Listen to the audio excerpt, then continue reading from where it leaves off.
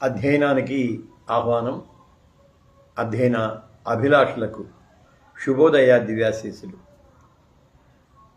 మొదట అధ్యయనం ప్రత్యక్ష అలాగే విస్తృత కుటుంబ సభ్యులందరికీ కూడా ఆగస్టు 15 కనుక స్వాతంత్ర్య దినోత్సవ శుభాశీస్సులు అందిస్తూ ఉన్నాను. స్వాతంత్ర్యం అనేది ఒక నిరంతర ప్రక్రియగా నేను పరిగణిస్తాను. అది గతకాలపు సంఘటన కాదు. అది భూత వర్తమాన భవిష్యత్ కాలాలలో నిరంతరం తన కార్యాన్ని జరిగించే ఒక క్రియా చర్యగా మనం చెప్పవచ్చు. ఈవేళ మనం వాక్యము శరీరధారి అయి కృపా సత్య సంపూర్ణునిగా మన మధ్య నివసించను అనే ఆ వచనంలో లేక ఆ భాగంలో నివసించుట, డ్వెల్ట్ ఎమాంగ్ అస్, మన మధ్య నివసించుట, ఆ పదాన్ని ప్రత్యేకంగా విశ్లేషణ చేసుకోబోతున్నాం. ఆ పదానికి సంబంధించి గ్రీకు వ్యాకరణంలో, గ్రీకు భాషా వ్యాకరణంలో అయోరిస్ట్ టెన్స్ అని ఒకటి ఉంటుంది. అయోరిస్ట్,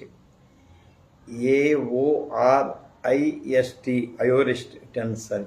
మనకు present tense, past tense, future tense ఎలాగో ఇంగ్లీష్లో, గ్రీకులో అయోరిస్ట్ టెన్స్ అని ఉంటుంది పర్టికులర్గా.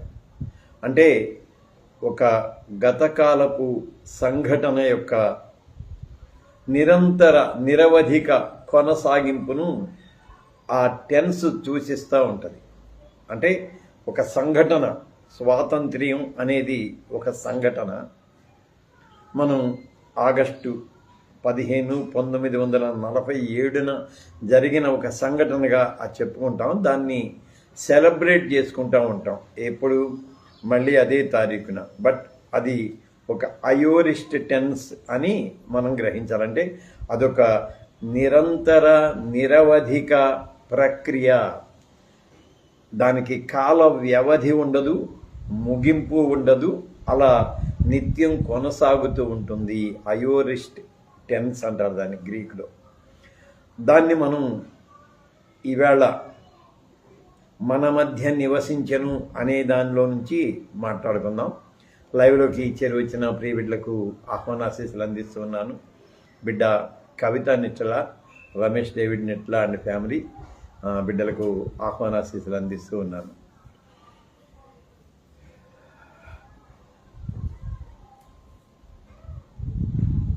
వాక్యం శరీరధారి అయింది. శరీరాన్ని ధరించుకున్నది, శరీరంలో ప్రవేశించింది. ఈ అర్థాలు కాకుండా శరీరం అయ్యింది, మాట మాంసం అయ్యింది. ఇంకంతే, మాంసంలోనికి వచ్చింది, మాంసాన్ని ధరించుకుంది. ఇలా కాదు, మాట మాంసం అయ్యింది, వాక్కు దేహం అయ్యింది. దేహంగా కాదు, దేహం అయ్యింది. దేహమైన వాక్కు మన మధ్య నివసించింది. డ్వెల్ట్ ఎమాంగ్ అస్ అనే మాట ఇంగ్లీష్లో ఉంటుంది. గ్రీకులో ఎస్కీనోసేన్ అనే పదాన్ని వాడారు. ఎస్కీనోసేన్ అనే క్రియాపదం.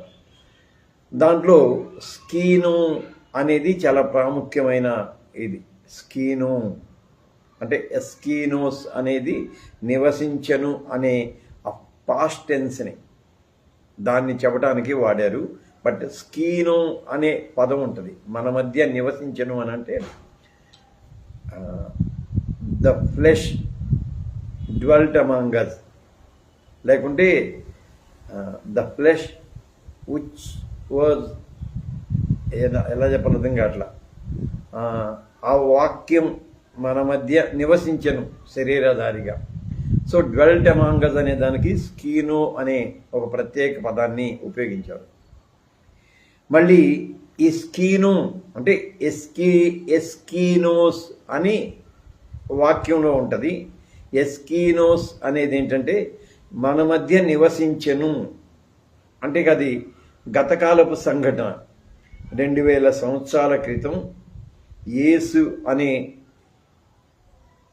భౌతిక దేహంలో, రక్తమాంసయుక్త దేహంలో దేవతత్వం నివసించిందని అలా అనుకుందాం. నివసించింది లేక దేవతత్వం యేసుగా నివసించింది అని దాన్ని మనం పాస్ట్ టెన్స్లో చూస్తాం. బిడ్డ కిరణ్ కూడా లైవ్లోకి వచ్చాడు, వాడికి కూడా ఆహ్వానాశీసుడు.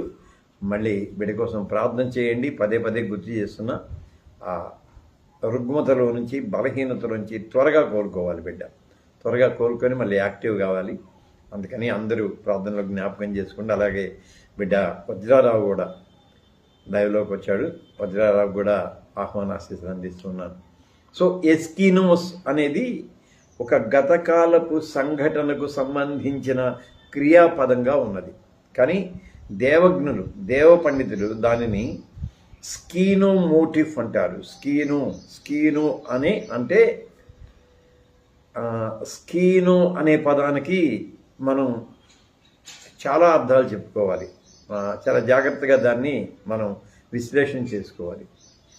పూర్వ నిబంధనలో ఇశ్రాయేలీయులు పారాను అరణ్యంలో ఉన్నప్పుడు దేవుడు తన సన్నిధిని ప్రత్యక్ష గుడారంలో ఉంచాడు. ఆ ప్రత్యక్ష గుడారంలో ఉంచాడే, ఆ ప్రత్యక్ష గుడారాన్ని స్కీనో మోటిఫ్ అంటారు. గుడారము అనేదాన్ని స్కీనో అంటారు. మళ్ళీ దాన్ని రూట్స్ కూడా చెబుతున్నాం. ఇది చాలా మార్మికమైన అంశం. మనం నివసించను అనే పదాన్ని ఎప్పుడూ ఇంత లోతుగా ఆలోచించేయం. దాన్ని చాలా జాగ్రత్తగా మనం విశ్లేషణ చేసుకుందాం. ఎలాగూ శరీరధారి అనే దానిని ఎలా 4 దినాలు మనం చెప్పుకున్నాము, అలాగే నివసించను అనే దాన్ని కూడా ఇవాళ మనం విశ్లేషణ చేసుకుందాం. బిడ్డ జల్లి వెంకయ్య, వాడు నా స్టూడెంటు, బిడ్డకు కూడా ఆహ్వానాశీస్సులు అందిస్తూ ఉన్నాను. ప్రత్యక్ష గుడారాన్ని లేకపోతే ప్రత్యక్ష గుడారంలోని సన్నిధిని మిష్కాన్, ఆ పదం పలకటం నాకు కరెక్ట్గా రాదు. అదెందో కానీ యోహాను సువార్తని మనం అధ్యయనం చేయటం ప్రారంభం చేసిన దగ్గర నుంచి మా ఓన్లీ హీబ్రూ స్కాలర్ ఆఫ్ యూపీఎం వాడు అసలు లైవ్లోకి రావటం లేదు. నాకు హీబ్రూలో ఏవైనా అనుమానాలుంటే బిడ్డే చెప్పాలి. మిష్కాన్ అనే పదాన్ని వాడారు రాజు, మా పూర్వపు ఎగ్జిక్యూటివ్ కమిటీ మెంబర్ రాజు కూడా ఆహ్వానాశీస్సులు అందిస్తున్నాను. మిష్కాన్ అన్నారు. ఏది గుడారము, టెబార్నకిల్ అనే దానికి, మళ్ళీ ఆ సన్నిధికి, టెబార్నకిల్లో షకీనా సన్నిధి, దానికి మిష్కాన్ అనే పదాన్ని వాడారు హీబ్రూలో. అయితే సెప్ట్యూజింట్లో, ఎలెక్సెక్స్లో అంటే తనాక్ని పూర్వ నిబంధనని గ్రీకులోకి ట్రాన్స్లేట్ చేసిన సెప్ట్యూజింట్లో ఆ మిష్కాన్ అనే హీబ్రూ పదానికి స్కీనో అనే గ్రీకు పదాన్ని వాడారు. ఈ స్కీనో అనేది అయోరిస్ట్ టెన్స్ అంటారు. దీన్ని అయోరిస్ట్ టెన్స్ అంటే ఒక నిరవధిక క్రియా ప్రక్రియను చూపించేది. అంటే ఆయన ప్రత్యక్ష గుడారంలో నివసించాడు. ఎంతకాలం నివసించాడు, దానికి ముగింపు ఉందా, దీనికి సంబంధం లేదు. అది ఒక నిరవధికమైన చర్యగా ఉంటుంది. దాన్ని అయోరిస్ట్ టెన్స్ అంటారు. ఆ అయోరిస్ట్ టెన్స్ అయిన స్కీనో అనే పదాన్ని వినియోగించారనమాట. అంటే ఆయన నివసించను. మళ్ళీ నేను చాట్ జీపీటీ దీన్ని గురించి చర్చ నిర్వహించినప్పుడు చాట్ జీపీటీతో మంచి చర్చ చేస్తూ ఉంటాను. నేను కేవలం సమాచారాన్ని మాత్రం సేకరించడమే కాదు, చాట్ జీపీటీని మనం ఉపయోగించుకోవడం నేర్చుకోవాలి. దీన్ని స్కీనో మోటిఫ్ అని థియాలజీలో ఒక టెర్మినాలజీ ఉంటుంది. మీరైనా సరే చక్కగా తెలుగులోనే స్కీనో మోటిఫ్ అని ఎక్కడైనా దాన్ని టైప్ చేయండి. ఇది పెర్ప్లెక్సిటీలో కానీ, డీప్ సీక్లో కానీ, గ్రోక్లో కానీ లేదా చాట్ జీపీటీలో కానీ దాని వివరణ వస్తుంది. అయితే చాట్ జీపీటీ ఒక ప్రత్యేకమైన పదాన్ని ఈ సందర్భంగా నాకు అందించింది. తంబువు అనే పదం. అంటే మాట మాంసమై తంబువుగా మన మధ్య నివసించింది అని అన్నాడు. తంబువు అనే పదం నాకు అసలు ఏం అర్థం కాల. పదకోశం అంతా వెతికాను నేను. సాంస్క్రిట్ తెలుగు ఎక్కడన్నా దొరుకుతుందా అని చెప్పి ఎక్కడ వెతికినా తంబువు అనే పదం నాకు అసలు ఏం అర్థం కాల. చాలా ఇక ఆ తర్వాత బయట ప్రయత్నం చేశా. ఈవెన్ గూగుల్లో కూడా తంబువు అనేదాన్ని ఎక్కడో ఒక బ్లాగ్లో ప్రాస పదాల పట్టికలో ఉన్నది అని తెలిసింది, కానీ కొన్ని వేల పదాలు ఉన్నాయి. ఎంత వెతికినా తంబువు అనేది దొరకలన్నాను. ఒకవేళ నేను ఫైండ్ అవుట్ చేయలేకపోయాను. ఇక మళ్ళీ చాట్ జీపీటీనే అడిగాను. తంబువు అనే పదాన్ని పర్టికులర్గా మీరు వినియోగించారు, దాని అర్థం చెప్పండి అని. అప్పుడు తంబువు అనేది ఒక ప్రాకృతిక భాషా పదం. ఇప్పటికీ కన్నడ, తమిళ భాషల్లో ఆ పద ప్రయోగం ఉంది. తెలుగులో ఆ పద ప్రయోగం వినియోగించబడటం లేదు. తంబువు అంటే గుడారము, అంటే ఇలా వ్యాపించి ఉన్నది అని చెప్పి ఆకాశ తంబువు అనే పద ప్రయోగం ఉన్నది. అంటే ఆకాశం గుడారంలాగా మనల్ని ఆవహించి ఉంటుంది అని దాని వివరణ చాట్ జీపీటీ చెప్పింది. ఇది నివసించను అని అంటే దేవశక్తి, దేవ సన్నిధి యేసులా మన మధ్య ఆవహించింది, డ్వెల్డ్ అమాంగ్ us. స్కీనో మోటివ్ ఆవహించింది.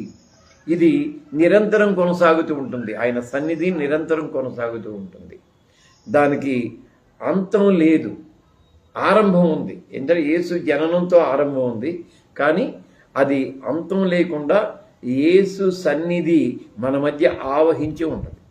ఇప్పుడు పూర్వ నవ నిబంధనల పోలికను మనం చూద్దాం.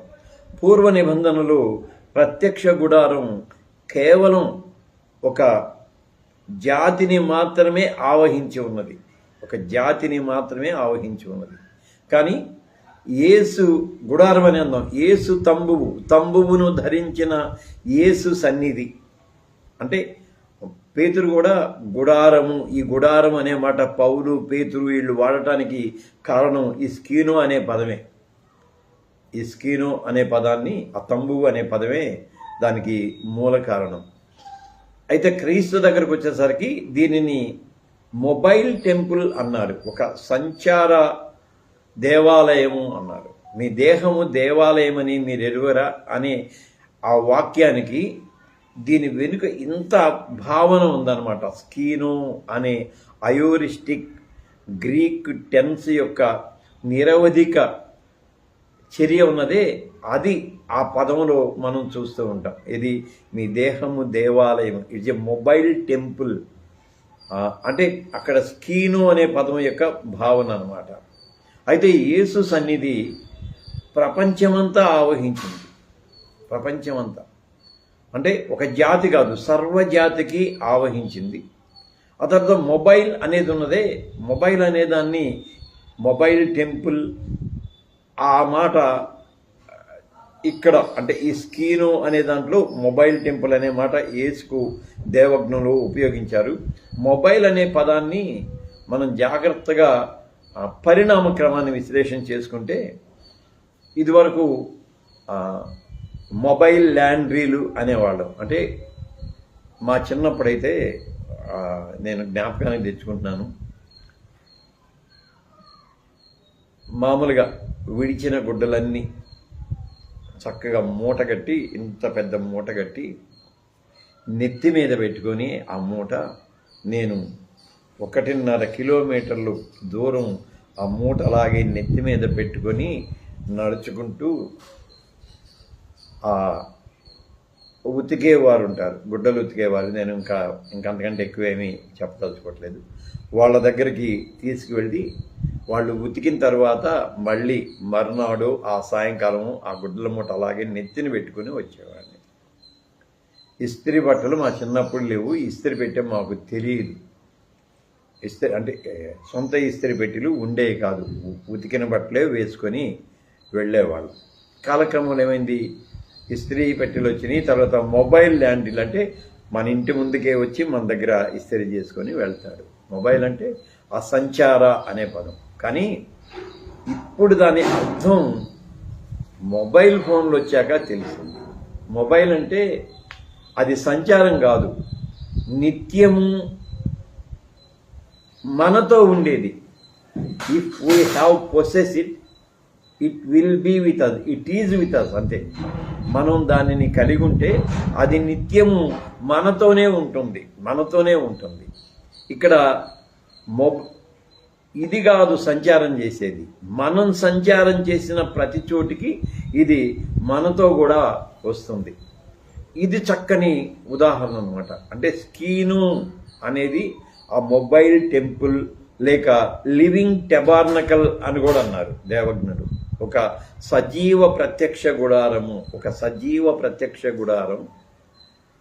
ఒక సంచార దేవాలయం లాగా ఆయనను ఎవరు కలిగి ఉంటారో వారి వెంట ఆ సన్నిధిని నిత్యము ఉంచుతుంది. అది హి డ్వెల్ట్ అమాంగ్ అజ్, మనతో నివసించను. అమాంగ్ అజ్, మనతో, మనలో, మన మధ్య నివసించను అనే ఆ భావన ఇంత అర్థంలో ఉంది. స్కీనో మోటివ్ అని అంటారు. కనుక వాక్యం గురించి చెప్పుకున్నాం. వాక్యం శరీరధారి అయింది. శరీరధారి అవటం అనేది ఎన్ని భావనలు ఉన్నాయో వాటన్నింటిని మనం విశ్లేషణ చేసుకున్నాం. ఆ తర్వాత మన మధ్య నివసించను అనేదాన్ని ఈ స్కీనో మోటివ్, మీకు ఒప్పుకుంటే ఇబ్బంది ఏం లేదు. స్కీనో తెలుగులోని కొట్టండి, స్కీనో మోటివ్ అని దాని వివరణ చెప్పమంటే ఎనీ ఏఐ ఏదైనా సరే చెబుతుంది. వీలుంటే తంబువు అనే పద విశ్లేషణ కూడా అడగండి. కొన్ని ఏఐలు చెప్పు. నేను గ్రోక్ని అడిగితే గ్రోక్ చెప్పలేకపోయింది. పెర్ప్లెక్సిటీని నేను అడగలేదు, బట్ ChatGPT దాని వివరణ చక్కగా చెప్పింది. సో అంతవరకు మాట్లాడుకున్నాక దీంట్లో మధ్యలో మనం మిగిలించింది ఏంటంటే కృపా సత్య సంపూర్ణత. ఇది కృపా సత్య సంపూర్ణత అంటే పూర్వ నవ నిబంధనలలో కృపకు సత్యానికి ఎలాంటి భావనలు ఉన్నాయి, యూదీయ క్రైస్తవ అవగాహనలో అవి ఎలా క్రీస్తులో లేక యేసులో సంపూర్ణమైనవి, వాటిని మనం విశ్లేషణ చేసుకున్నాం. సోమవారం నాడు కృపాసత్య సంపూర్ణతను గురించి చెప్పుకుందాం. రేపటి దినం మనం ప్రత్యేకంగా అధ్యయనం పలుకరింపు కాబట్టి అసలు అధ్యయనం ఎలా నాకు వ్యసనంగా పరిగణించబడింది, అంటే నాకు వ్యసనంగా మారింది. ఐఎమ్ ఎడిక్టెడ్ టు అధ్యయనం, అది దాని గురించి. తర్వాత నేను ఎలాగో అధ్యయనానికి నా సమయాన్ని అలాగే నా ధనాన్ని వెచ్చిస్తున్నాను, దాని గురించి జస్ట్ మీతో పంచుకుంటాను. లైవ్లో ఉన్న బిడ్డలందరికీ కూడా వందనాశీస్సులు. బిడ్డ Kavitha Nitla, Ramesh David Nitla and family, Kiran, Vajrarao, అలాగే రాజు, వెంకయ్య, జల్లి వెంకయ్య, మా పెద్దోడు లైవ్లోకి వచ్చింది. మా పెద్దోడికి ఇంకా అందరికీ హృదయపూర్వకమైన వందనాశీస్సులు చెల్లిస్తున్నాను. రేపు అధ్యయన పలుకరింపులో ఈ అధ్యయన వ్యసనాన్ని గురించి నేను మీతో ముచ్చటిస్తాను. సోమవారం నాడు కృపా సత్య సంపూర్ణత యొక్క పూర్వ నవ నిబంధనల అవగాహన గురించి విశ్లేషణ చేసుకుందాం. అందాక సెలవు.